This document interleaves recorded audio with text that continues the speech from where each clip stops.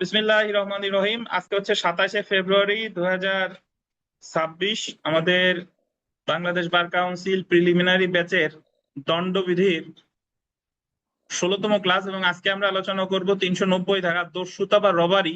এটার পাশে লিখে রাখেন ছিনতাই। দস্যুতা বা রবারি, এটার পাশে লেখেন ছিনতাই।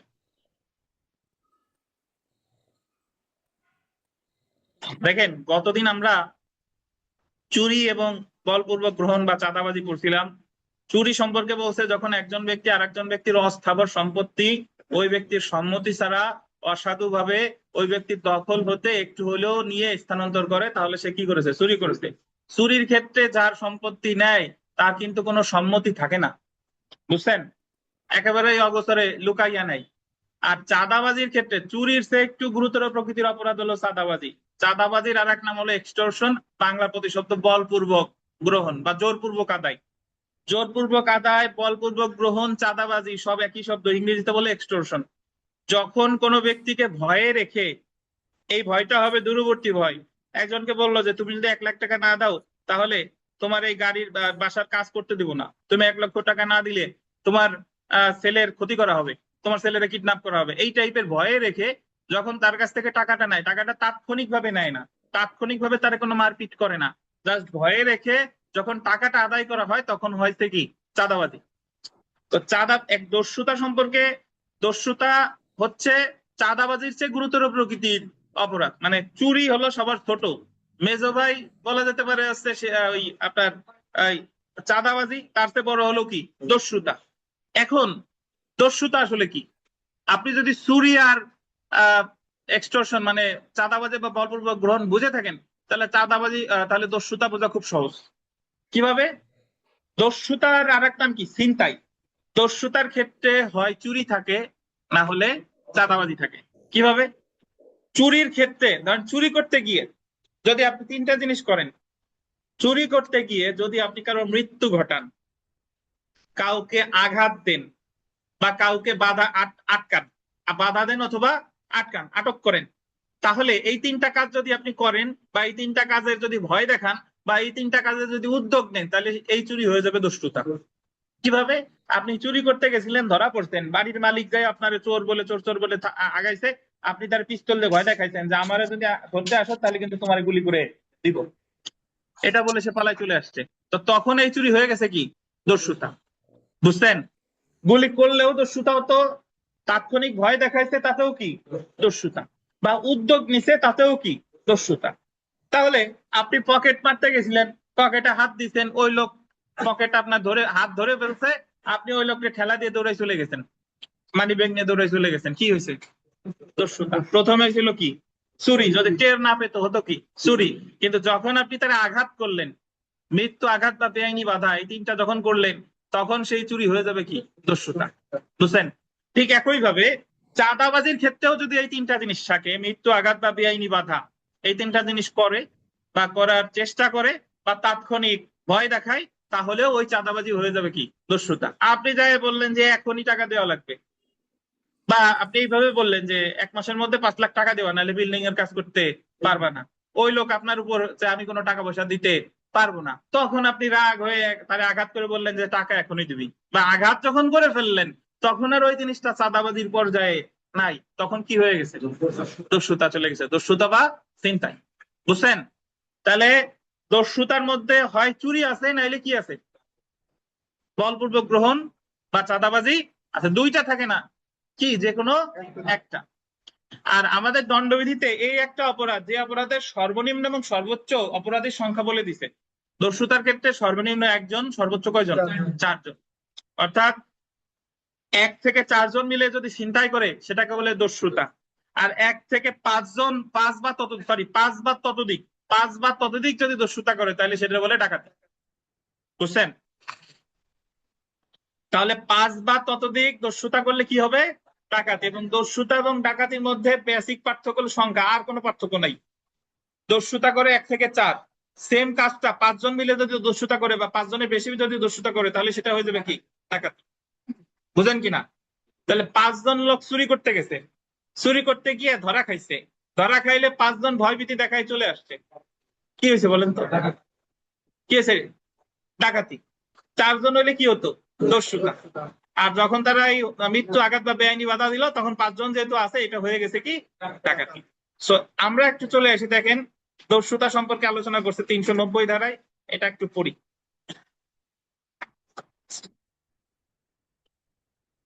দণ্ডবিধির 390 ধারায় আন্ডারলাইন করবেন, দস্যুতাকে সংজ্ঞায়িত করা হয়েছে। আগামীকাল কিন্তু আপনাদের পরীক্ষা আছে জানেন। এই যে 339 ধারা থেকে আজকে যতটুকু পড়বো, এর মধ্যে আগামীকাল 60 মার্কের পরীক্ষা। জি, প্রশ্ন করা হয়ে গেছে, প্রশ্ন আর 15-16টা বাকি আছে। তাহলে দেখেন, দণ্ডবিধির 390 ধারায় দস্যুতাকে সংজ্ঞায়িত করা হয়েছে। শুধু এরকম প্রশ্নও আসতে পারে যে দস্যুতার সংজ্ঞা দিছে কত ধারায়? 390 ধারায়। 390 ধারায় বলা হয়েছে সকল দস্যুতায়, এই যে গোল দিবেন, সকল দস্যুতায় কি থাকে দেখেন তো? চুরি অথবা কি বলপূর্বক গ্রহণ। এই যে দেখেন, সকল দস্যুতায় চুরি এবং না কিন্তু কি চুরি বা বলপূর্বক গ্রহণ থাকে। দস্যুতা হলো চুরি বা বলপূর্বক গ্রহণের থেকে মারাত্মক প্রকৃতির অপরাধ। তাহলে দস্যুতা যেটা, এটা কিসের চেয়ে মারাত্মক প্রকৃতির অপরাধ? চুরি বা বলপূর্বক গ্রহণের চেয়ে। এখন আমরা চলে আসি, যখন চুরি দস্যুতা বলে গণ্য হবে। চুরি দস্যুতা বলে গণ্য হবে যখন চুরি করার জন্য অপরাধী কোনো ব্যক্তিকে স্বেচ্ছাকৃতভাবে কোনো ব্যক্তির, আন্ডারলাইন করবেন, মৃত্যু গোল দিবেন, মৃত্যু গোল দিবেন, আঘাত আন্ডারলাইন করবেন, বেআইনি বাধা দেয় করার চেষ্টা করে। কি কি ভাই? মৃত্যু, মৃত্যুর পরে কমা না দিয়ে বা লেখেন, মৃত্যু বা লেখেন, মৃত্যু বা কি হবে? আঘাত বা বেআইনি বাধা দেয় বা করার চেষ্টা করে। অর্থাৎ চুরি করতে গিয়ে যদি আপনি 3টা জিনিস করেন, মৃত্যু, আঘাত বা বেআইনি বাধা যদি দেন, মৃত্যু বা বেআইনি আঘাত দেওয়ার কি করেন? চেষ্টা করেন, বা পরে 2 নম্বরে দেখেন, মৃত্যু, আঘাত বা বেআইনি বাধার গোল দিবেন তাৎক্ষণিক ভয় দেখায়, instant fear of death or of instant hurt or of instant wrongful restraint. তাহলে জিনিস কিন্তু খুব সোজা, আপনি যদি বুঝেন যে চুরি করতে গিয়ে যদি মৃত্যু, আঘাত বা বেআইনি বাধা দেয়, এক, চুরি করতে গিয়ে যদি মৃত্যু, আঘাত বা বেআইনি বাধা দেওয়ার চেষ্টা করে, 2, চুরি করতে গিয়ে যদি মৃত্যু, আঘাত বা বেআইনি বাধা দেওয়ার তাৎক্ষণিক ভয় দেখায়, তাহলে সেই চুরি কি হিসেবে গণ্য হবে? দস্যুতা হিসেবে গণ্য হবে। আপনি একজনের, ওই এক মহিলা হেঁটে যাচ্ছে, ওনার গলায় স্বর্ণের চেন আছে, আপনি মোটরসাইকেল দিয়ে যাচ্ছিলেন, ওই চেন এমন ভাবে টান দিচ্ছেন, চেন আপনি নিয়ে চলে গেছেন মোটরসাইকেলে, কে নিছে উনি টেরও পায় না, কিন্তু দেখছে মুখ টুক কিছু দেখে নাই, ওনার ওনার গলা কেটে গেছে রক্তাক্ত অবস্থায়। বলেন তো এই জায়গা কি হয়েছে? এই জায়গা অবশ্যই আমরা নর্মালি যেটা জানি ছিনতাই, আর আইনের ভাষায় তারে বলে কি? দস্যুতা। বুঝছেন? আর একটা ভাষা আছে, লুট করছে, বলেন না যে লুট করছে। লুট ব্যাপারটারে এইভাবে বলা যায় যে 4 জনে মিলে করলে ওই লুট, আর 4-এর বেশি জন মিলে করলে কি? ডাকাতি। তো লুট রে আপনার ডাকাতি দস্যুতারে অ্যাকচুয়ালি লুট বোঝাচ্ছে, বিশেষ করে ডাকাতি রে বলতে বোঝানো হয়েছে, কিন্তু আইনের ভাষায় কিন্তু লুট শব্দটা আমাদের এখানে নাই। দেখেন, অনেক ক্ষেত্রে দেখা যায় অপরাধী চুরি করার সময় কোনো ব্যক্তিকে হত্যা, আঘাত বা বেআইনি বাধা দেয়নি, কিন্তু হত্যা, আঘাত বা বেআইনি আটক রাখার তাৎক্ষণিক ভয় সৃষ্টি করে। তাৎক্ষণিক কি দেখাচ্ছে? ভয়।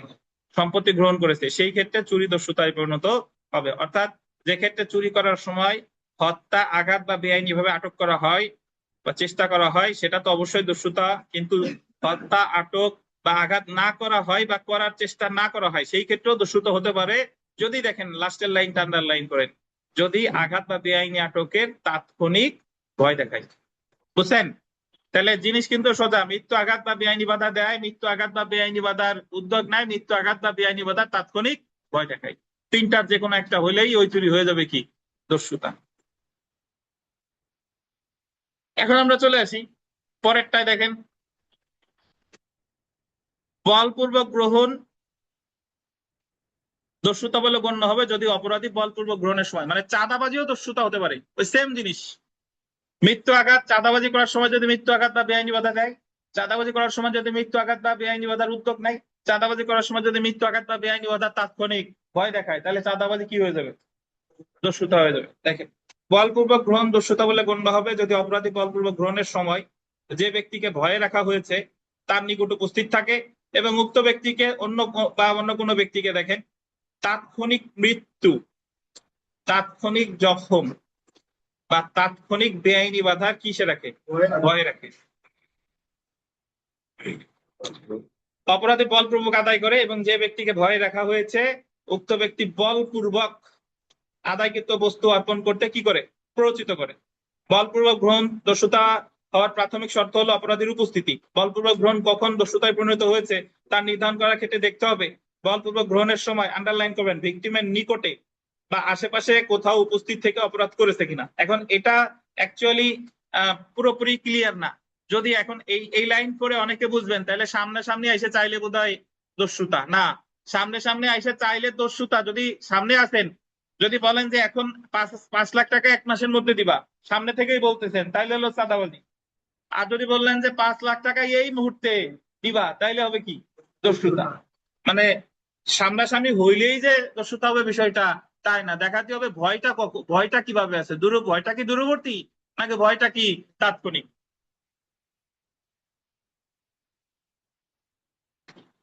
তাহলে দস্যুতা নির্ধারণের উপায় খুব সহজ। আপনি দেখবেন যে ওই 3টা জিনিস আছে কিনা, যে মৃত্যু আঘাত বেআইনি বাধা দিছে কিনা, মৃত্যু আঘাত বা বেআইনি বাধার চেষ্টা করছে কিনা, মৃত্যু আঘাত বা বেআইনি বাধার তাৎক্ষণিক কি ভয় সৃষ্টি করছে কিনা। একটু এই যে এখানে যদি দেখি দস্যুতা নির্ধারণের উপায়, সুতরাং চুরি বা বলপূর্বক গ্রহণ দস্যুতা হবে কিনা তা নির্ধারণ করতে গোল দিবেন 4টি বিষয় বিবেচনা করুন। এই 4টা আবার পরীক্ষায় বলেন না যে কয়টা বিষয় বিবেচনা, এটা হলো বোঝানোর স্বার্থে আপনাদের বুঝাইছে। কোন ধারায় কিন্তু বলে নাই যে 4টা বিষয় বিবেচনা করতে হবে। চুরি বা বলপূর্বক গ্রহণের সময় অপরাধী স্বেচ্ছাকৃত ভাবে কোনো ব্যক্তির মৃত্যু আঘাত বা বেআইনি বাধা দিয়েছে কিনা, মৃত্যু আঘাত বা বেআইনি বাধার কি চেষ্টা করছে কিনা। 3 নম্বরে দেখেন মৃত্যু আঘাত বা বেআইনি বাধার তাৎক্ষণিক কি ভয় সৃষ্টি করেছে কিনা।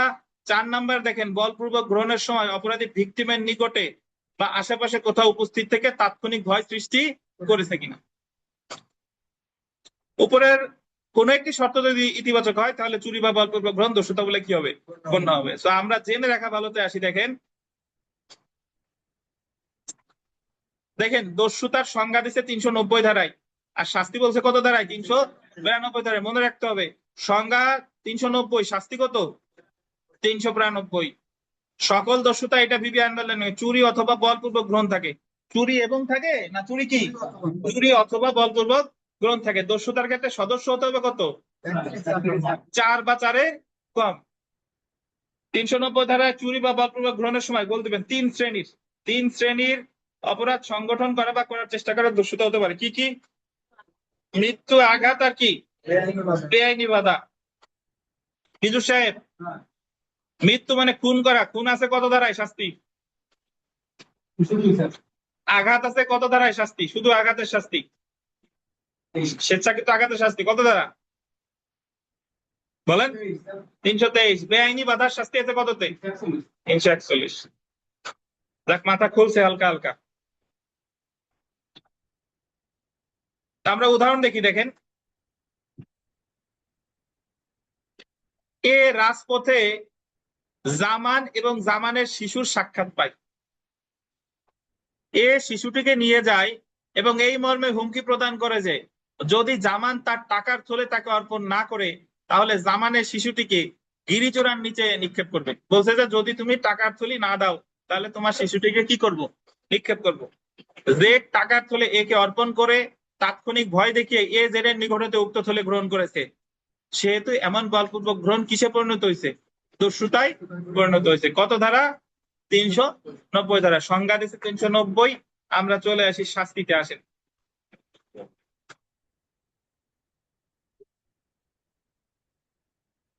দস্যুতার শাস্তি দেখেন 392 ধারা। 10 বছর পর্যন্ত গোল দিবেন, সশ্রম কারাদণ্ড।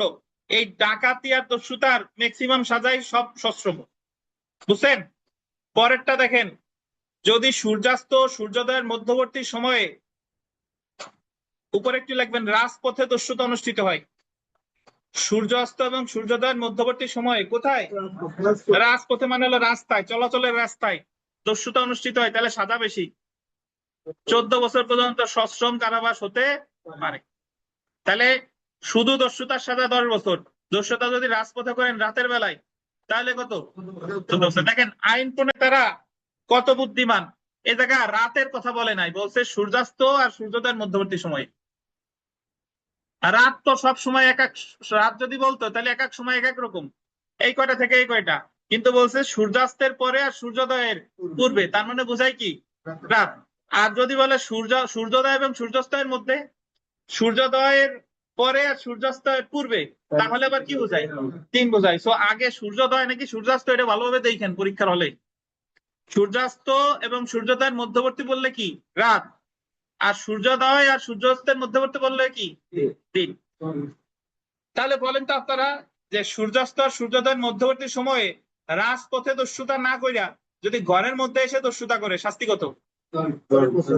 শাস্তি কিন্তু 10 বছর। তার মানে রাতের বেলা শুধু এক জায়গায় করলে 14 বছর সশ্রম, কোথায়? রাজপথে। বুঝছেন? তাহলে আমি মনে রাখবো দস্যুতার উদ্যোগ, দস্যুতার শাস্তি 10 বছর সশ্রম, আর রাজপথে দস্যুতা করলে 14 বছর সশ্রম। চলে আসেন 393। দস্যুতা করার উদ্যোগ, attempt to commit robbery, 7 বছর পর্যন্ত সশ্রম কারাবাস এবং কি অর্থদণ্ড। আপনি এইভাবে মনে রাখবেন যে দস্যুতার শাস্তি যদি 10 বছর সশ্রম হয়, তাহলে দস্যুতার উদ্যোগের শাস্তি একটু কি হবে, কম হবে। তাহলে 10-এর আমাদের দণ্ডবিধিতে একটা প্যাটার্ন মেনে চলে, 1, 3, 7, 10, 5 আছে খুব কম জায়গায়, দেখবেন 1, 3, 7, 10, 14 আছে। সো এক্ষেত্রে দস্যুতার উদ্যোগের শাস্তি কত? 7 বছর। চলে আসেন 394 ধারা, দস্যুতা সংগঠনে স্বেচ্ছাধীন আঘাত প্রদান।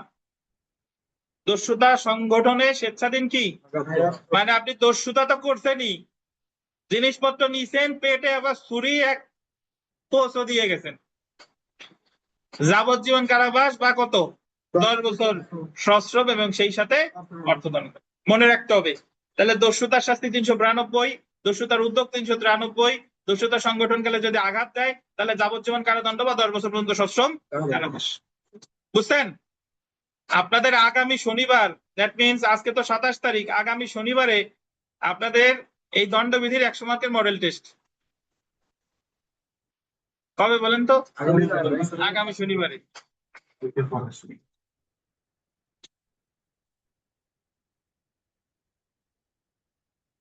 বিগত বছরের প্রশ্ন দেখেন,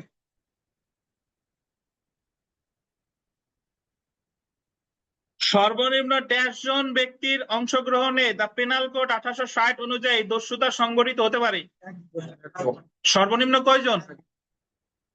এই লুৎফর সাহেব, এই প্রশ্ন যদি বলতো সর্বোচ্চ, উত্তর কত হতো? 4। ধন্যবাদ।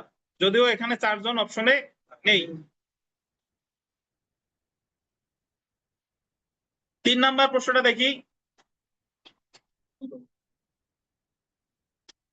গ রাজপথে চকে পেয়ে পিস্তল দেখিয়ে চয়ের নিকট অর্থ দাবি করায়, চয়ের নিকটে থাকা অর্থ গয়ের নিকট সমর্পণ করে।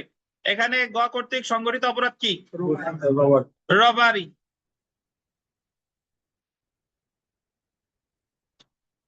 চার নাম্বার দেখেন, চুরি করতে গিয়ে যদি স্বেচ্ছাক্রমে আঘাত দেয় তবে অপরাধটা কি হবে?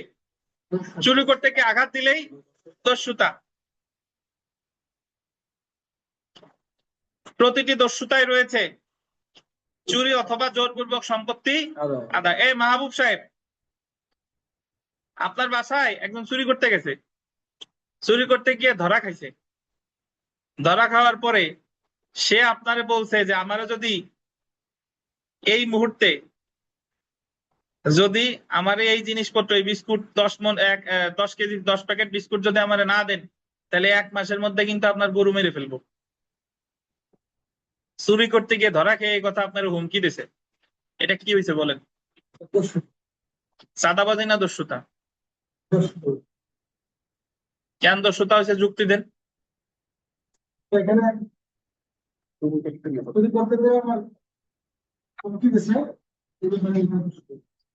ধন্যবাদ। চুরি করতে গিয়ে যদিও আপনার মনে হইতে পারে যে 1 মাসের মধ্যে ঘটনা ঘটাবো, কিন্তু চুরি করতে যে ধরা খাইলেই সেটা হয়ে যাবে কি দস্যুতা।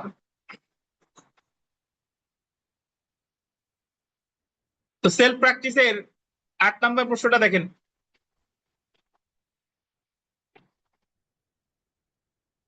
দস্যুতার ক্ষেত্রে মৃত্যু বা আঘাত বা অবৈধ অবরোধ করার জন্য ভয় দেখানো হতে হবে কি তাৎক্ষণিক। 11 নম্বর দেখেন, এ জেড কে ধরে ফেলে, জেড এর সম্মতি ছাড়া অসাধুভাবে জেড এর পোশাক বাদে জেড এর অর্থ ও গহনা সমূহ নিয়ে নাই, এক্ষেত্রে এর অপরাধ কি? চুরি। ওই যে সম্মতি ছাড়া বলছে, মানে সে টের পাই নাই, বুঝছেন, এই কারণে চুরি হয়েছে। তো এখানে অনেক প্রশ্ন আছে, কষ্ট করে পড়ে ফেলবেন। 17 নম্বর প্রশ্নটা পড়ি, দেখেন 17 নম্বর প্রশ্ন। সূর্যাস্ত ও সূর্যোদয়ের মধ্যবর্তী সময়ে উপরে লেখেন রাজপথে। সূর্যাস্ত ও সূর্যোদয়ের মধ্যবর্তী সময়ে উপরে কি লিখবেন? রাজপথে কোনো ব্যক্তি দস্যুতা করলে উক্ত ব্যক্তি নিম্নলিখিত কোন দণ্ডে দণ্ডিত হতে পারে? 14 বছর পর্যন্ত সশ্রম কারাবাস এবং সেই সাথে কি অর্থদণ্ড।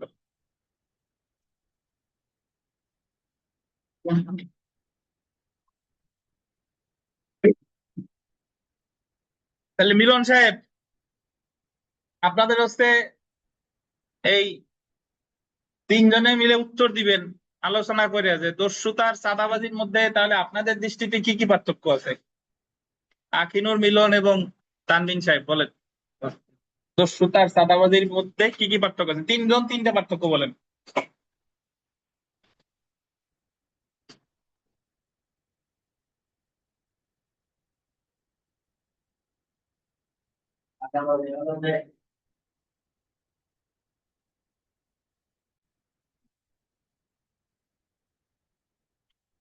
যে কথা বললাম যে ডাকাতি আর দস্যুতার ভিতর সংখ্যাগত পার্থক্য ছাড়া আর কোনো পার্থক্য নাই। ডাকাতি, আচ্ছা তাহলে এখন একটা, তার আগে একটা জিনিস পড়াই, সেটা হলো যে আমরা জানলাম যে চুরির বিষয়বস্তু কি? অস্থাবর সম্পত্তি। আর চাঁদাবাজির বিষয়বস্তু কি? স্থাবর অস্থাবর উভয়। তাহলে দস্যুতার বিষয়বস্তু কোন ধরনের সম্পত্তি তা কিন্তু বলে নাই। দস্যুতার বিষয়বস্তু এখন আপনারা নর্মালি জানি ছিনতাই করে তো অস্থাবর সম্পত্তি, বা দস্যুতার বিষয়বস্তু স্থাবর হইতে পারে অস্থাবর হইতে পারে। কেন পারে? আমরা এইভাবে চিন্তা করি যে দস্যুতায় তো হয় চুরি আছে, নাহলে কি আছে, চাঁদাবাজি আছে। তাহলে চুরির বিষয়বস্তু অস্থাবর সম্পত্তি মানলাম, কিন্তু যখন চাঁদাবাজি দস্যুতায় পরিণত হচ্ছে, চাঁদাবাজির বিষয়বস্তু তো স্থাবর অস্থাবর উভয়, তাহলে দস্যুতার বিষয়বস্তু কি? স্থাবর অস্থাবর উভয়। এখন আপনি বলতে পারেন যে স্যার, যে স্থাবর সম্পত্তি আবার দোষ চিন্তাই করবে কিভাবে? প্রশ্ন আসে না যে স্থাবর সম্পত্তি চিন্তাই করবে কিভাবে? স্থাবর সম্পত্তি ওইভাবে যে জমি তুলে নিয়ে হনুমানের মতো এক জায়গা থেকে আর এক জায়গায় নিয়ে যাবো, ওইভাবে তো করা যাবে না। কিন্তু এই জায়গায় উনার যে জমি আছে, মানে জমির যে দলিল পত্র নিয়ে গেলাম, যে স্থাবর সম্পত্তির যে দলিল পত্র, টেকনিক্যালি ওইটা বোঝাচ্ছে যে স্থাবর সম্পত্তিও কি করা যায়, চিন্তাই করা যায়। তাহলে ডাকাতি, যদি 5 বা ততোধিক ব্যক্তি যদি ডাকাতি করে, তাহলে দস্যুতার বিষয়বস্তু যদি স্থাবর অস্থাবর উভয় হয়, তাহলে ডাকাতির বিষয়বস্তু কি? স্থাবর অস্থাবর উভয়। দেখেন পড়ি, দণ্ডবিধির 391 ধারায় ডাকাতির সংজ্ঞা, আর 395 ধারায় ডাকাতির শাস্তি, আর 396 ধারায় খুন সহ ডাকাতির শাস্তি উল্লেখ করেছে। তো আমরা প্রথমে চলে আসি ডাকাতির সংজ্ঞা। ডাকাতির ইংরেজিতে কি বলে ভাই? ড্যাকুইটি।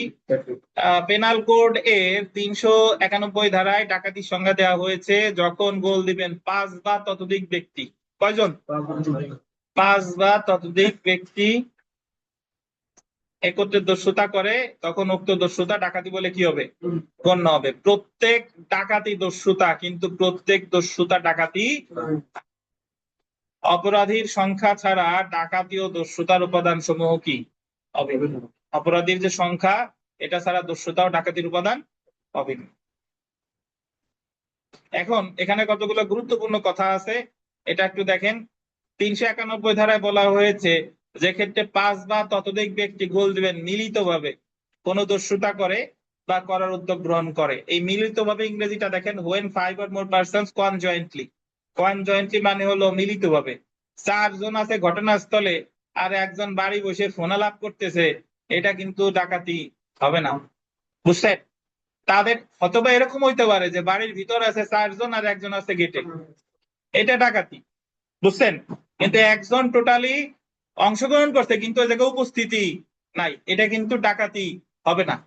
আচ্ছা, যে ক্ষেত্রে মিলিতভাবে আচ্ছা, এখানে যে ক্ষেত্রে 5 বা ততোধিক ব্যক্তি মিলিতভাবে দস্যুতা করে বা আন্ডারলাইন করার উদ্যোগ গ্রহণ করে। খুবই গুরুত্বপূর্ণ কথা।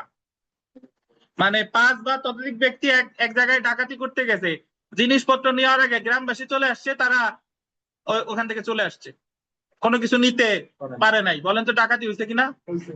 ডাকাতি হয়েছে। যে বলা আছে যে 5 বা ততোধিক ব্যক্তি দস্যুতা করার বা দস্যুতার উদ্যোগ নিলে কি হয়ে যাবে? ডাকাতি। লিখিত পরীক্ষার সময় এই ধরনের প্রশ্ন আসবে, তখন কনফিউজড হয়ে যাবেন। 5 বা ততোধিক ব্যক্তি গেছে, জিনিসপত্র নিছে, এমন সময় এলাকাবাসী চলে আসছে, ভয়তে চলে আসছে, তাহলে কি হবে? ডাকাতি হয়েছে কিনা? অবশ্যই ডাকাতি হয়েছে। তারপরে দেখেন, যে ক্ষেত্রে মিলিতভাবে দস্যুতাকারী বা দস্যুতার উদ্যোগ গ্রহণকারীর সংখ্যা 5 বা ততোধিক হয় এবং দস্যুতা সংগঠনের সহায়তাকারী এবং উপস্থিত ব্যক্তির সংখ্যা 5 বা ততোধিক হয়, তাহলে অনুরূপ সংগঠনকারী, প্রচেষ্টাকারী বা সহায়তাকারী প্রত্যেক ব্যক্তি ডাকাতি করেছে বলে কি হবে? গণ্য হবে। সুতরাং দস্যুতা ডাকাতি হিসেবে গণ্য হবে যদি দস্যুতার ক্ষেত্রে কয়জন লোক থাকবে? 5 বা ততোধিক সদস্য থাকে। তারা অবশ্যই দস্যুতা সংগঠন করবে বা দস্যুতা সংগঠনের কি করে? প্রচেষ্টা করে, এবং তারা অবশ্যই মিলিতভাবে বা কনজয়েন্টলি কাজটা করেছে। তাহলে দস্যুতার ডাকাতির ভিতর প্রধান পার্থক্য কি ভাই? প্রধান পার্থক্য হলো সংখ্যাগত, এছাড়া কিন্তু আর কোনো পার্থক্য নেই। জেনে রাখা ভালো। সর্বশেষ পয়েন্ট আমরা পড়বো, দেখেন, যে ক্ষেত্রে 5 বা ততোধিক ব্যক্তির বিরুদ্ধে ডাকাতির চার্জ গঠন করেছে কিন্তু পরবর্তীতে 5-এর কম সংখ্যক ব্যক্তির অপরাধ প্রমাণিত হয়েছে। 5 জনের বিরুদ্ধে ডাকাতির চার্জ গঠন করছিল, পরে দেখা গেল ডাকাতি করছে 4 জন, 5 জন করে নাই। কয়জন করছে? 4 জন। একজনকে খালাস দিছে। সেই ক্ষেত্রে আদালত ডাকাতির শাস্তি দিতে পারে না, কিন্তু কিসের শাস্তি দেবে? আমরা খুন সহ ডাকাতি 396 ধারাটা একটু দেখবো। এটা খুবই খুবই খুবই গুরুত্বপূর্ণ একটা ধারা। এই এক খুন সহ ডাকাতির ধারায় একজনের হাইকোর্টের ভাইবা 2বার দেওয়া লাগছে। তারে জিজ্ঞেস করছে হাইকোর্ট ডিভিশনের ভাইবার সময় যে কোন সাইডে প্র্যাকটিস করেন, তো সে পরিকল্পনা করে গেছে যে আমি তো 2 সাইডের কথাই বলবো, কিন্তু মুখ ফসকে বলে ফেলছে যে ফৌজদারি প্র্যাকটিস করছি। তো তারে যে প্র্যাকটিস করি, তারে জিজ্ঞেস করছে, তা বলেন তো আপনি তো ফৌজদারি প্র্যাকটিস করেন, বলেন তো খুন সহ ডাকাতি আছে কত ধারায়? সে নার্ভাসনেস এর কারণে ভুলে বলে ফেলছে 397। ও এই হলো প্র্যাকটিস করেন, যান, এই শেষ ভাইবা। তার ভাইবা হাইকোর্টের ভাইবা, নিম্ন আদালতের না, কিন্তু তার ভাইবা সামনে আর একবার দেওয়া লাগছে। খুবই ডেঞ্জারাস ধারা, খুন সহ ডাকাতি। কত ধারা? 396 ধারা। তো 396 ধারার যে মূল কথা, এটা আমরা আগে একবার পড়ছিলাম, ওই যে ভিকারিয়াস লায়াবিলিটির ওই জায়গায়। খুন সহ ডাকাতি মানে হলো যে আপনি ডাকাতি করতে গিয়ে যদি খুন করেন, একজন খুন করতে, বাকি ডাকাত দলের সদস্যদের মানে সম্মতি ছিল না, তবুও সকলে সমানভাবে দায়ী হবে। এবং ডাকাতি করার আগে তাদের পূর্ব পরিকল্পনা থাক বা না থাক, 34 জায়গায় আনা লাগবে না। একজন খুন করলেই সবাই সমানভাবে দায়ী হবে। এবং সবার এই জায়গায় কি চার্জ গঠন করবে 302, 34 আর 396 না, শুধু 396। 396 এর মধ্যে 302ও আছে, 34ও আছে। খালি গরম পানি ঢাইলে গোলাই খেয়ে ফেলবেন, আলাদা করে কিছু দেওয়া লাগবে না। হ্যাঁ, তাহলে এখানে একটা একবার বার কাউন্সিল লিখিত পরীক্ষায় এই ধরনের প্রশ্ন আসছে যে একদল ডাকাত এক বাড়িতে ডাকাতি করতে গেছে। ডাকাতি করতে গেলে ধরেন এক বাড়ির যে মালিক, সে অনুরোধ করছে যে তোমরা যা নেওয়ার দরকার নিয়ে যাও, কিন্তু কারো গায়ে হাত দিও না। এবং ডাকাত দলের অন্যান্য সদস্যরাও গায়ে হাত দিবে না, কিন্তু একজন আছে ধরেন বদরাগী, সে একজনকে গুলি করে মেরে ফেলছে। তাহলে এই জায়গা মানে তারা কি অপরাধ করছে? সবার বিরুদ্ধে কি হবে? 396 দ্বারা চার্জ গঠিত হবে। যদি এরকম হতো যে খুন করতে, করার পর জিনিসপত্র নিতে পারে নাই, কিন্তু পালাই চলে গেছে, তাও কি খুন সহ ডাকাতি। বুঝছেন? এবং যদি এই ধরনের প্রশ্নে আসে যে কত ধারায় মামলা করবেন, কত ধারা? 396। এই জায়গা সবাইরে যৌথভাবে দায়ী করার জন্য কমন ইন্টেনশনের ধারা 34 ধারা লাগবে না, কারণ 34-এর মধ্যে আছে। বুঝছেন? তাহলে দেখেন, যৌথভাবে ডাকাতি সংগঠনের সময় ডাকাতির কোনো একজন সদস্য খুন করলে উক্ত খুনের জন্য উক্ত ডাকাত দলের সকল সদস্য যৌথভাবে কি হবে? দায়ী হবে। শর্তসমূহ দেখেন, অবশ্যই ডাকাতি সংগঠিত হয়েছে, 5 বা ততোধিক ব্যক্তি যৌথভাবে 391 ধারা অনুসারে ডাকাতি সংগঠন করেছে, উক্ত ডাকাতদের মধ্যে এক বা একাধিক ব্যক্তি কি করেছে? খুন করেছে। ডাকাত সংগঠনের সময় উক্ত খুন করা হয়েছে। তাহলে সর্বোচ্চ শাস্তি মৃত্যুদণ্ড বা যাবজ্জীবন কারাবাস বা 10 বছর পর্যন্ত সশ্রম কারাবাস এবং সেই সাথে অর্থদণ্ড। তো আমরা এই ছকে চলে আসি। ডাকাতির সংজ্ঞা দিল কততে? 391। শাস্তি দেখেন 395। পানিশমেন্ট ফর ডাকুইটি যাবজ্জীবন কারাবাস বা 10 বছর সশ্রম। দেখেন দস্যুতার মনে আছে? দস্যুতার সংজ্ঞা 390, শাস্তি 392, দস্যুতার উদ্যোগ 393, দস্যুতার সংগঠন গেলে আঘাত দিচ্ছে 394, ডাকাতির সংজ্ঞা 391, ডাকাতির শাস্তি 395, যাবজ্জীবন কারাদণ্ড বা 10 বছর সশ্রম এবং অর্থদণ্ড। 396-তে আসি, খুন সহ ডাকাতি। মৃত্যুদণ্ড বা যাবজ্জীবন কারাবাস বা 10 বছর মেয়াদী সশ্রম কারাবাস এবং অর্থদণ্ড। এই জায়গা যত কারাদণ্ড আছে দেখছেন কি সশ্রম। 97, 98 পরে পড়বো, আমরা সরাসরি চলে এসে 99। ডাকাতি সংগঠনের প্রস্তুতি, মেকিং প্রিপারেশন টু কমিট ডাকুইটি, 10 বছর পর্যন্ত সশ্রম কারাবাস। তাহলে ডাকাতি সংগঠনের জন্য মাত্র প্রস্তুতি নিচ্ছে, তাহলে শাস্তি কত? 10 বছর। আর 400 আর 401 এটা কিন্তু আমাদের ফৌজদারি কার্যবিধি পড়ার সময় মনে থাকা উচিত। 400 দলে ডাকাত দলের সদস্য হওয়া আর 401 হলো চোর দলে সদস্য হওয়া। তাহলে আমরা প্রথমে আসি 400-তে কি আছে দেখেন। ডাকাত দলভুক্ত হওয়ার শাস্তি, ডাকাতি করেন নাই, ডাকাতের কি হয়েছে? দলভুক্ত হয়েছেন। সাজা দেখেন যাবজ্জীবন কারাদণ্ড বা সশ্রম কারাদণ্ড, যার মেয়াদ কত? তাহলে ডাকাতিরও যে সাজা, ডাকাত দলভুক্ত হওয়ারও কি সেই সাজা। তারপরে দেখেন 401 ধারা, চোরদের দলভুক্ত হওয়ার সাজা। চোরদেরও একটা মর্যাদা দিছে, একেবারে খাটো করে দেখেন না। চোরদের দলভুক্ত হওয়ার শাস্তি কত? সশ্রম কারাদণ্ড, যার মেয়াদ কত? 7 বছর এবং অর্থদণ্ড। তাহলে এই ধারাগুলো আপনার মনে রাখতেই হবে। ডাকাতের সংজ্ঞা 391, ডাকাতির শাস্তি 395, খুন সহ ডাকাতি 396, 97, 98 আমরা পড়ি নেই।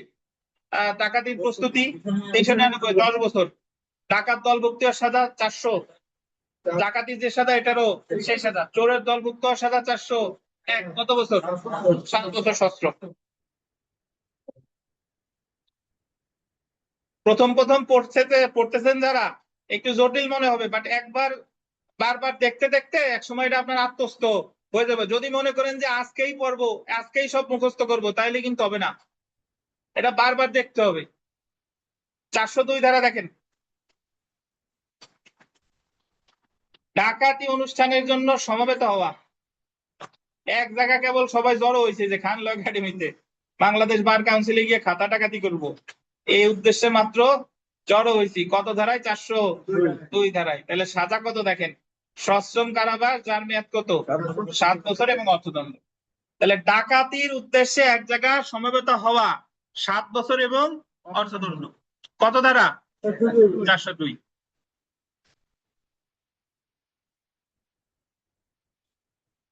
এবার 397, 98 একটু পড়ে ফেলি। দেখেন আপনি এই যে যেভাবে পড়লাম, মানে যার কম মনে থাকে সে পড়বেন 391, 95, 96, 400, 401, যার কম মনে থাকে। আর যার আর একটু বেশি মনে থাকে বাকিগুলো পড়বেন। 97, 98 পড়ার দরকার নাই, কিন্তু তারপরে আমরা 97, 98 একটু দেখবো। দেখেন 397, মৃত্যু বা গুরুতর আঘাত সংগঠনের চেষ্টা সহ দস্যুতা বা ডাকাতি। মানে আপনি ডাকাতি তো করছেনই, এই সময় মৃত্যু বা গুরুতর আঘাত সংগঠনের চেষ্টা সহ দস্যুতা বা ডাকাতি করছেন, চেষ্টা করছেন। মৃত্যু ঘটান নাই, কিন্তু ওই সময় কি করছেন? চেষ্টা করছেন। সর্বনিম্ন 7 বছরের কারাবাস হবে। মানে সর্বোচ্চ ডাকাতির যে সাজা সেই সাজা হতে পারে, কিন্তু অ্যাটলিস্ট কত হবে? অ্যাটলিস্ট 7 বছর। এখানে প্রথমে সর্বনিম্ন কাটবেন, নাহলে নিচে হবে না, ওইটা কাটবেন। মানে সর্বনিম্ন 7 বছরের কারাবাস অথবা 7 বছর কারাবাসের নিচে হবে না। কিন্তু আপনি যদি সর্বনিম্ন 7 বছরের কারাবাসের নিচে হবে না, এটা ভালো হয় না। মৃত্যু বা গুরুতর আঘাতের চেষ্টা সহ দস্যুতা বা ডাকাতির শাস্তি কি ভাই? সর্বনিম্ন শাস্তি কত? 7 বছর। 398টা দেখেন, মারাত্মক অস্ত্রে সজ্জিত অবস্থায় দস্যুতা বা ডাকাতির উদ্যোগ। মানে দস্যুতা বা ডাকাতি তো করতেই গেছেন মারাত্মক অস্ত্র নিয়া, সেই ক্ষেত্রেও কি হবে না, 7 বছরের কম হবে না। তো মৃত্যু বা গুরুতর আঘাতের চেষ্টা সহ দস্যুতা করলে 7 বছরের কম হবে না, মারাত্মক অস্ত্রে সজ্জিত হয়ে দস্যুতা বা ডাকাতির উদ্যোগ সেক্ষেত্রেও 7 বছরের কম হবে না। জেনে রাখা ভালোতে আসেন 392 থেকে 402 ধারা পর্যন্ত, মাঝে 397 এবং 398 বাদে কারাবাস সর্বদা কি হবে, সশ্রম হবে। আর 395 ধারায় ডাকাতির শাস্তি, 396 ধারায় খুনসহ ডাকাতির শাস্তি উল্লেখ করা হয়েছে। লাস্টের লাইনটা দেখেন, 396 ধারা অনুযায়ী ডাকাত দলের কোন একজন সদস্য ডাকাতি সংগঠনের সময় খুন করলে উক্ত ডাকাত দলের সকল সদস্য খুনের জন্য দণ্ডিত হবে যদি তারা একত্রে ডাকাতি করে। সেলফ প্র্যাকটিসে প্রচুর প্রশ্ন আসছে দেখেন, পেনাল কোডের অধীন ডাকাতির সংজ্ঞা কত ধারায়, পেনাল কোডের ডাকাতির সংজ্ঞা কত ধারায়, খুনসহ ডাকাতির বিধান কত ধারায়, শুধু ধারা ওয়াইজই আসছে। ডাকাতি কত ধারায়, খুনসহ ডাকাতি কত ধারায়। 4 নাম্বার প্রশ্ন দেখেন, অপরাধীর সংখ্যা ছাড়া নিম্ন বর্ণিত কোন দুটি অপরাধের উপাদান অভিন্ন। এখানে দারুণ একটা ব্যাখ্যা আছে, এই ব্যাখ্যাটা পড়লে আমরা গতকাল থেকে যে চুরি, বলপূর্বক গ্রহণ, দস্যুতা এবং ডাকাতি পড়লাম, এই একটা ব্যাখ্যায় আপনার কনসেপ্ট ক্লিয়ার হয়ে যাবে। দেখেন ব্যাখ্যাটা পড়ি।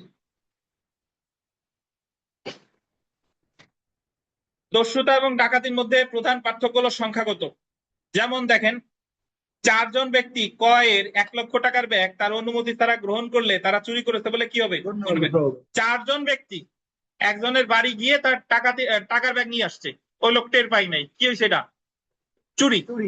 আবার উক্ত 4 জন ব্যক্তি যদি ককে হুমকি দেয় যে 1 লক্ষ টাকা না দিলে কয়ের ছেলের ক্ষতি করবে, এবং ক উক্ত 1 লক্ষ টাকা 4 জনকে দিয়ে দেয়, তখন 4 জন ব্যক্তি বলপূর্বক গ্রহণ করেছে বলে গণ্য হবে। 4 জন ব্যক্তি যে বলছে যে আমরা যদি 1 মাসের মধ্যে 1 লাখ টাকা না দাও তাহলে তোমার ছেলের কিন্তু ক্ষতি করে ফেলবো, তাহলে এই জায়গায় সে টাকা দিলে কি হবে, চাঁদাবাজি। আবার উক্ত 4 জন ব্যক্তি কয়ের নিকট হতে 1 লক্ষ টাকা গ্রহণ করার সময় তাকে স্বেচ্ছাকৃত জখম করছে, টাকা তো নিছেই, তার হাড়ও একখান ভেঙে দিয়ে গেছে, উক্ত 4 জন ব্যক্তি কিসের জন্য দায়ী হবে, দস্যুতার জন্য দায়ী হবে। কিন্তু দস্যুতা যদি 5 জন বা ততোধিক ব্যক্তি করে তাহলে সেটা কি হবে, ডাকাতি।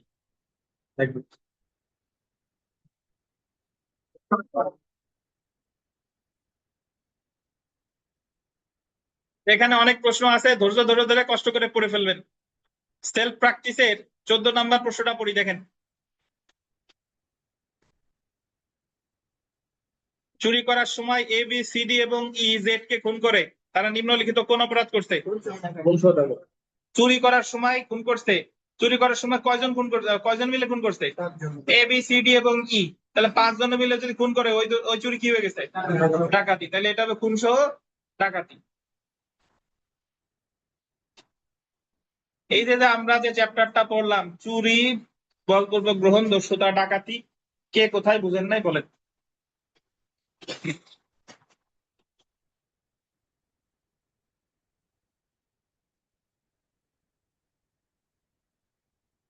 একজন বলছেন যে 397 এবং 398 যে 7 বছর, তাকে সশ্রম নাকি বিনাশ্রম হবে, এটা ওখানে সশ্রম বিনাশ্রম কিছুই লেখে নাই, সো আদালত যেটা মনে করে সেটা হবে।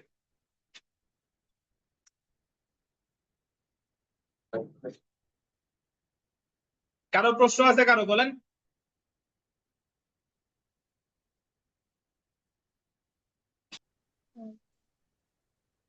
আচ্ছা আমরা পড়া শুরু করি। দেখেন ধারা 403 থেকে 409, এটা একটি ইম্পর্টেন্ট। দেখেন, অপরাধমূলক ভাবে সম্পত্তি আত্মসাৎকরণ, এই অধ্যায়টার নাম দেখেন, এই পীযূষ মনোযোগ দেন। ধারা 403 থেকে 409, এই যে অধ্যায়, এই অধ্যায়ের নাম কি, অপরাধমূলক ভাবে সম্পত্তি আত্মসাৎ, ক্রিমিনাল মিসঅ্যাপ্রোপ্রিয়েশন অফ কি, দেখেন প্রপার্টি। এই অধ্যায়ে 2টা অপরাধ আছে। দেখেন, অপরাধমূলক সম্পত্তি আত্মসাৎকরণ 2 প্রকার, মানে এই 403 থেকে 409 ধারা পর্যন্ত কয়টা অপরাধ আলোচনা করছে, 2টা। একটা দেখেন অসাধুভাবে সম্পত্তি আত্মসাৎ, ডিসঅনেস্ট মিসঅ্যাপ্রোপ্রিয়েশন অফ প্রপার্টি। এই জিনিস 2টা আপনারা ভুল করেন, অধ্যায়ের নাম আর এই অপরাধটার নাম ভুল করেন। পুরো অধ্যায়ের নাম হলো অপরাধমূলক সম্পত্তি আত্মসাৎ, ক্রিমিনাল মিসঅ্যাপ্রোপ্রিয়েশন অফ প্রপার্টি। আর এই অধ্যায়ে 2টা অপরাধ আছে, প্রথমটা হলো অসাধুভাবে সম্পত্তি আত্মসাৎ, ক্রিমিনাল না, এটা কি, ডিসঅনেস্ট মিসঅ্যাপ্রোপ্রিয়েশন অফ প্রপার্টি। আর তারপরে দেখেন অপরাধমূলক বিশ্বাসভঙ্গ, এটা হলো ক্রিমিনাল ব্রেচ অফ ট্রাস্ট। তাহলে যদি আপনাকে বলে যে অপরাধমূলক সম্পত্তি আত্মসাৎ কত ধারা থেকে কত ধারা, 403 থেকে 409, এই অধ্যায় অপরাধ আছে কয়টা? দুইটা, অসাধুভাবে সম্পত্তি আত্মসাৎ আর হলো অপরাধমূলক বিশ্বাস। তো প্রথমে আমরা চলে আসি অসাধুভাবে সম্পত্তি আত্মসাৎ, 403 ধারা, 403 থেকে 404, একটু লিখে রাখেন, 403 থেকে 404। অসাধুভাবে সম্পত্তি আত্মসাৎকরণ বা ডিসঅনেস্ট মিসঅ্যাপ্রোপ্রিয়েশন অফ প্রপার্টি। আপনি যদি চুরি, চাঁদাবাজি, দস্যুতা, ডাকাতি বুঝে থাকেন তাহলে এই জিনিস বোঝা ইজি। প্রথমত এইভাবে চিন্তা করেন যে এই অসাধুভাবে সম্পত্তি আত্মসাৎ সম্মতি নিয়েও হতে পারে, সম্মতি কি ছাড়াও হতে পারে। সম্মতি ছাড়া কিভাবে হয়? ওই যে মৃত ব্যক্তির কাছ থেকে নিছেন, অসাধুভাবে সম্পত্তি আত্মসাৎ। রাস্তায় কুড়াই পাইছেন, অসাধুভাবে সম্পত্তি আত্মসাৎ। কোন বস্তু কারো দখলে নাই, অসাধুভাবে সম্পত্তি আত্মসাৎ। এটা হলো সম্মতি ছাড়া। আর সম্মতি নিয়ে কিভাবে? ফেরদৌস আমার কাছ থেকে একটা বই নিয়েছে, স্যার এটা আমি একটু পড়বো, ফেরত দেন, আমাকে একটু পড়ার জন্য দেন। এই বই জীবনও আর ফেরদৌস ফেরত দেয় নাই, তখন এটা হয়ে গেছে অসাধুভাবে সম্পত্তি আত্মসাৎ। নিছিল সম্মতি নিয়ে, পরবর্তীতে আর কি ফেরত দেয় নাই। তাহলে দেখেন চুরির ক্ষেত্রে কি সম্মতি থাকে না, কিন্তু অসাধুভাবে সম্পত্তি আত্মসাতের ক্ষেত্রে সম্মতি কি থাকতেও পারে, নাও পারে। চুরির ক্ষেত্রে কি কি চুরির ক্ষেত্রে কি মানে কি প্রমাণ করতে হবে? অবশ্যই ওনারশিপ কি পজিশন, কোনটা? চুরির ক্ষেত্রে কি প্রমাণ করতে হয় ভাই? দখল। আর অসাধুভাবে আত্মসাতের ক্ষেত্রে প্রমাণ করতে হয় মালিকানা। দখল থাক বা না থাক, কি প্রমাণ করতে হবে? মালিকানা। দুই জিনিস, দুইটা প্রশ্ন আসতে পারে। চুরির ক্ষেত্রে অবশ্যই কি প্রমাণ করা লাগে? দখল। আর আত্মসাতের ক্ষেত্রে মালিকানা। একটু পড়ি দেখেন, 403 ধারায় অসাধুভাবে সম্পত্তি আত্মসাৎ করা শাস্তিযোগ্য অপরাধ। অসাধুভাবে সম্পত্তি আত্মসাৎ করার অর্থ অসাধুভাবে কোনো অস্থাবর সম্পত্তি আত্মসাৎ। আবার বললেন অস্থাবর সম্পত্তি, চুরির বিষয়বস্তু কি অস্থাবর, এটার বিষয়বস্তু অস্থাবর। আর দণ্ডবিধিতে বাদ বাকি যা আছে সব স্থাবর অস্থাবর উভয়। ফিদুর সাহেব, খুনের বিষয়বস্তু কি স্থাবর না অস্থাবর?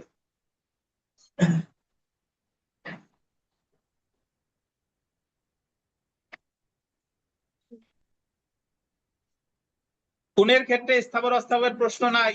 খুন হলো মানব জীবন সম্পর্কিত অপরাধ, আর এইগুলো হলো সম্পত্তি সংক্রান্ত অপরাধ। অসাধুভাবে কোন সম্পত্তি, অস্থাবর সম্পত্তি আত্মসাৎ বা বলতেন তসরূপ, এর আরেকটা বাংলা কি? তসরূপ বা নিজস্ব ব্যবহারে পরিণত করা হলে তা অসাধুভাবে সম্পত্তি আত্মসাৎ করা হলে গণ্য হবে। 403 ধারায় বলা হয়েছে বল দিবেন অস্থাবর সম্পত্তি কি সম্পত্তি? অস্থাবর সম্পত্তি।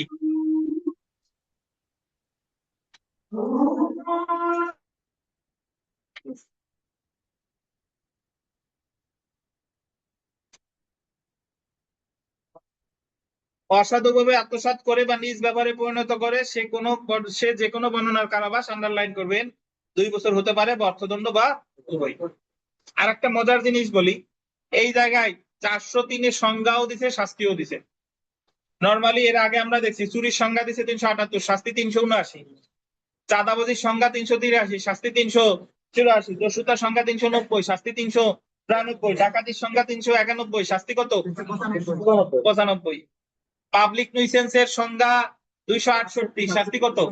290। কিন্তু এই জায়গায় 403 ধারায় অসাধুভাবে অর্থ আত্মসাৎ সংজ্ঞাও যে ধারা, শাস্তিও সেই ধারা। শাস্তি কত?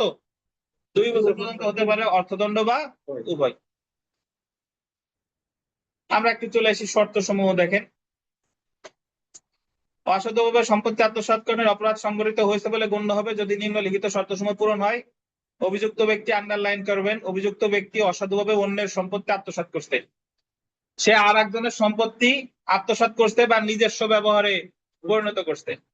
ফেরদৌসের বই নির্মল নিজে যদি পড়ে, জীবনে ফেরদৌসটা ফেরত দেয় নাই। এটাও যেরকম আত্মসাৎ, বই বিক্রি করে মটকা খাইছে, এটাও কি আত্মসাৎ। মটকা চিনেন তো?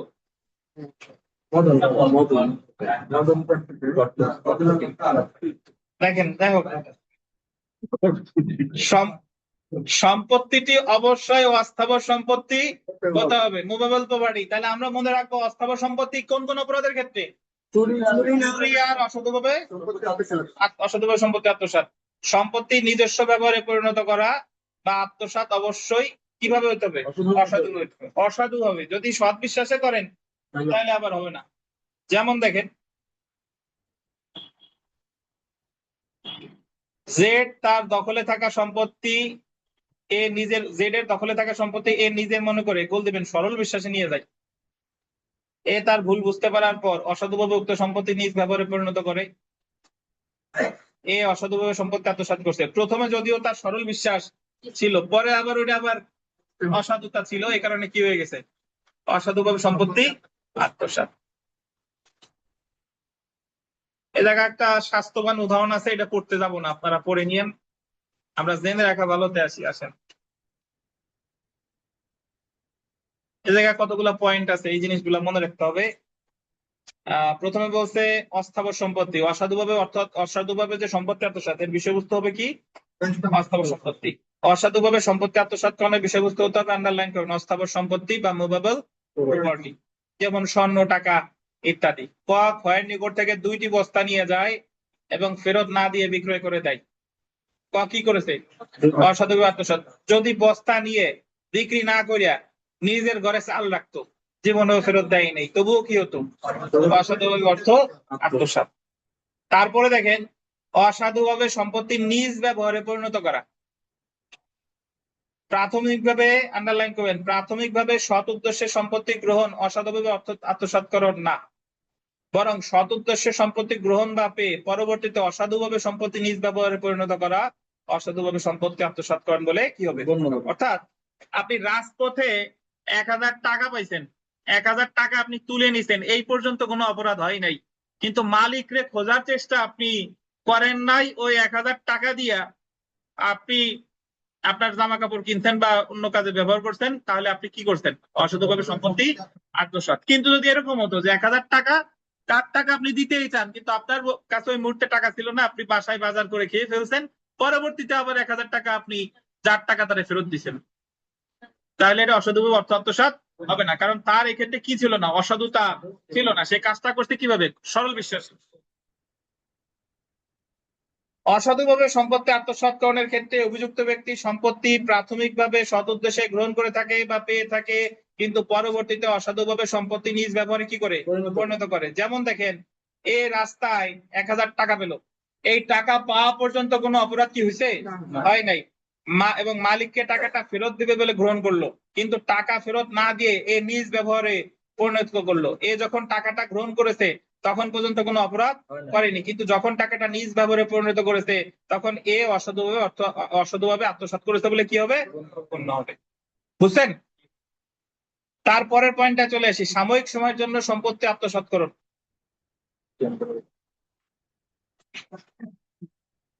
ভাই, কোন সম্পত্তি যে আপনার চিরস্থায়ী ভাবে আত্মসাৎ করতে হবে বিষয়টা তা না। আপনি রাস্তায় একটা গাভী পাইছেন, এখন গাভীটা পরিত্যক্ত অবস্থায় রাস্তায় হারায় গেছে আর কি, হারানো গাভী পাইছেন, এখন কার গাভী খুঁজে বের করার চেষ্টা আপনি পরে করছেন। আগে ভাবছেন যে গাভীর আগে আমি এই রমজান মাসে ভোর রাত্রে কলা দুধ থেকে ভাত খেয়ে নি, এই রমজান মাসের পরে গাভীর মালিক রে খুঁজবানি। এই যে যে আপনি যে রমজান মাস গাভী যে আপনার কাছে রাখলেন, পরে ঠিকই আসল মালিক রে কি দিচ্ছেন? ফেরত দিচ্ছেন। এটাও কি হবে? অসাধুভাবে অর্থ আত্মসাৎ হবে। বাট সেম উদাহরণ যদি এরকম হতো যে সে চেষ্টা করতেছে মালিক রে খোঁজার, কিন্তু মালিক রে পাই নাই, এই সময় সে ওই দুগ্ধ যদি সে দহন করে খায়, তাহলে আবার কি হবে না? অপরাধ হবে না। বুঝতে পারছেন? তার মানে কথা হলো এই, যতক্ষণ পর্যন্ত আপনার গুড ফেইথ আছে, প্রশ্নে দেখবেন যে সরল বিশ্বাস শব্দটা আছে কিনা, তাইলে অপরাধ হয় নাই। আর যদি প্রশ্নে থাকে অসাধু ভাবে, তাহলে কি হয়েছে? অপরাধ হয়েছে। মোটরসাইকেল পাইছেন, আসল মালিককে খুঁজে বের না করে আগে 1 মাস চালাইছেন, তাহলে কি হবে? অসাধুভাবে সম্পত্তি আত্মসাৎ। হ্যাঁ, কে যেন প্রশ্ন করতে চান? বলেন, কি প্রশ্ন করতে চান? হ্যালো,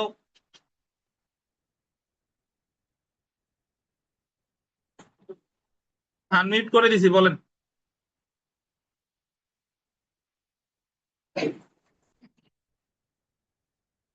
আচ্ছা, তাহলে আমরা জানলাম যে সাময়িক ভাবেও কি হতে পারে?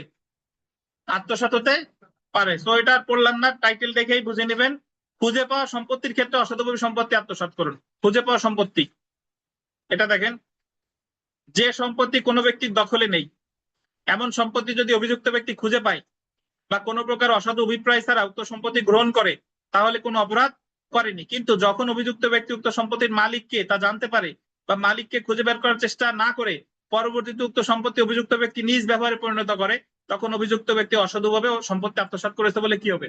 গণ্য হবে। সবশেষেরটা দেখেন, পরিত্যক্ত সম্পত্তি বা মালিকবিহীন সম্পত্তি অসাধুভাবে আত্মসাৎকরণ হতে পারে না। একটা জিনিস মনে রাখবেন, যে সম্পত্তির কোনো মালিক নাই সেই সম্পত্তি আত্মসাৎ করা যায় না। অসাধুভাবে আত্মসাৎ হতে হলে অবশ্যই কি থাকা লাগবে? মালিক হইতে হবে। বুঝছেন? একজন লোক তার একটা গাড়ি রেখে মারা গেছে, এই লোকের কোনো আত্মীয় স্বজন উত্তরাধিকার কেউ নাই, এই সম্পত্তি যদি কেউ নিয়ে নেয় সেটা কি হবে না? অসাধুভাবে আত্মসাৎ হবে না, এতটুকু মনে রাখেন। আর সাধারণত মুসলিম আইন অনুসারে যদি কোনো ব্যক্তি কোনো সয় সম্পত্তি রেখে যায়, তার যদি কোনো উত্তরাধিকার না থাকে, তাহলে সেই সম্পত্তির মালিক হবে কে জানেন? রাষ্ট্র। রাষ্ট্র। তো এই জায়গায় জাস্ট এই কথাটা মনে রাখবেন যে যে সম্পত্তির কোনো মালিক নাই সেই সম্পত্তি কি করা যায় না? আত্মসাৎ করা যায় না। এতটুকুই, এর বিস্তারিত পড়বো না। লাস্টেরটা ইম্পর্টেন্ট দেখেন, মৃত ব্যক্তির সম্পত্তি অসাধুভাবে আত্মসাৎ, এটা বিবিআই। মৃত ব্যক্তির কাছ থেকে কিছু নিলে আপনারা একজন বলছেন দস্যুতা, একজন বলছেন চুরি। মৃত ব্যক্তির কাছ থেকে চুরিও করা যায় না, দস্যুতাও করা যায় না, কি হবে? অসাধুভাবে আত্মসাৎ করণ। মৃত ব্যক্তির দখলে সম্পত্তি অসাধুভাবে নিজ ব্যবহারে পরিণত করা হলে তা অসাধুভাবে সম্পত্তি আত্মসাৎ করণ বলে গণ্য হবে। তাহলে আমরা যদি চুরি আর অসাধুভাবে সম্পত্তি আত্মসাতের পার্থক্য খুঁজি ভাই, চুরির বিষয়বস্তু অস্থাবর, এটারও কি অস্থাবর। চুরির ক্ষেত্রে সম্মতি থাকে না, এটার ক্ষেত্রে সম্মতি থাকতেও পারে নাও পারে, নাকি? চুরির ক্ষেত্রে দখল প্রমাণ করা লাগে, আর এক্ষেত্রে কি প্রমাণ লাগে? মালিকানা। চুরিকে বলে থেফট, আর অসাধুভাবে অর্থ আত্মসাৎ বলে কি? সরি, অর্থ আত্মসাৎ না, অসাধুভাবে সম্পত্তি আত্মসাৎে ডিসঅনেস্ট মিসঅ্যাপ্রোপ্রিয়েশন অফ প্রপার্টি। চুরির শাস্তি 3 বছর, এটার শাস্তি 2 বছর। মৃত ব্যক্তির কাছ থেকে নিলে চুরি হয় না, কিন্তু মৃত ব্যক্তির কাছ থেকে নিলে কি হয়? আত্মসাৎ হয়। চুরি জামিন অযোগ্য, কিন্তু আত্মসাৎ জামিন যোগ্য। এই তো অনেক পার্থক্য হয়। আমরা বিগত বছরের প্রশ্ন পড়বো, দেখেন।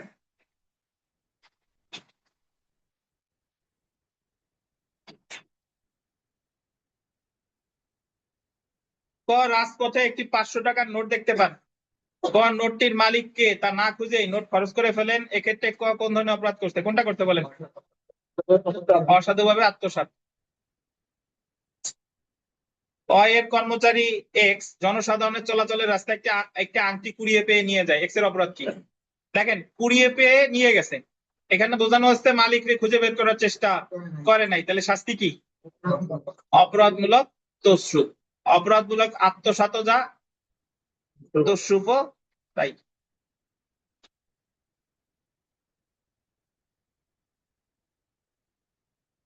3 নাম্বারটা দেখেন, এ অজ্ঞাত মালিকের একটি সোনার আংটি পায়, মালিককে খুঁজে বের করার চেষ্টা না করে এ তা বিক্রি করে দেয়, বিক্রি করে। এ অপরাধী হবে কিসের জন্য? অসাধুভাবে সম্পত্তি আত্মসাৎ। এখন এই আত্মসাতের আমরা শাস্তিটা বলবো, শাস্তির জায়গায় একটু চলে আসেন। 403 আর 404 পরের পেজে আছে, দেখেন। অপরাধমূলক বিশ্বাসভঙ্গ আমরা আগামীকাল পড়বো ইনশাল্লাহ, আজকে এই দুইটা ধারা পরে আমরা শেষ করবো। 403 আর 404। 403 বলছে অসাধু সম্পত্তি, অসাধুভাবে সম্পত্তি আত্মসাতের শাস্তি কত বছর? 2 বছর। আর 404 আসেন, মৃত লোকের মৃত্যুকালে সম্পত্তি অসাধুভাবে আত্মসাৎ, শাস্তি কত? 3 বছর। তাহলে মৃত লোকের কাছ থেকে নিলে কত বছর? 3 বছর। তারপরে দেখেন, যদি মৃত ব্যক্তির চাকর বা ক্লার্ক নাই তাহলে কত? 7 বছর। একটা জিনিস মনে রাখবেন, দণ্ডবিধিতে চাকর চুরি করলে 7 বছর। চাকর যদি মৃত ব্যক্তির কাছ থেকে সম্পত্তি আত্মসাৎ করে 7 বছর। চাকর যদি ওই অপরাধজনক বিশ্বাসভঙ্গ করে সামনে গিয়ে পাবো 7 বছর। চাকর আসলেই কয় বছর? 7 বছর। চাকর খুন করলে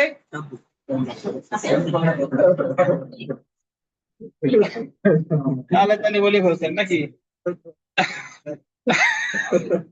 আচ্ছা দেখেন, তাহলে অসাধুভাবে সম্পত্তি আত্মসাৎ 2 বছর, মৃত লোকের কাছ থেকে নিলে 404-এ কত 3 বছর, আর মৃত লোকের কাছ থেকে যদি কে নেয় চাকর বা ক্লার্ক, মানে ক্লার্ক নাই, তাহলে শাস্তি কত 7 বছর। আজকে এ পর্যন্তই। ভালো থাকেন। আগামীকাল আমরা বিশ্বাসভঙ্গ দিয়ে পড়বো। আগামীকাল 10টায় পড়া আছে, আগে অপরাধমূলক বিশ্বাসভঙ্গ পড়বো, তারপরে অন্যান্য যতটুকু পড়ে লাস্টে পরীক্ষা।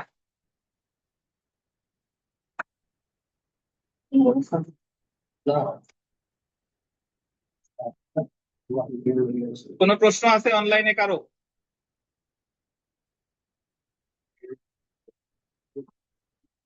আসসালামু আলাইকুম স্যার।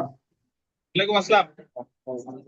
স্যার আজকের ভিডিওটা একটু আগে দিয়েন স্যার, ওটা একটু মিস আচ্ছা করে ফেলছি। ঠিক আছে, ইনশাল্লাহ। ঠিক আছে, ভালো থাকেন, আল্লাহ হাফেজ। ধন্যবাদ স্যার, আসসালামু আলাইকুম।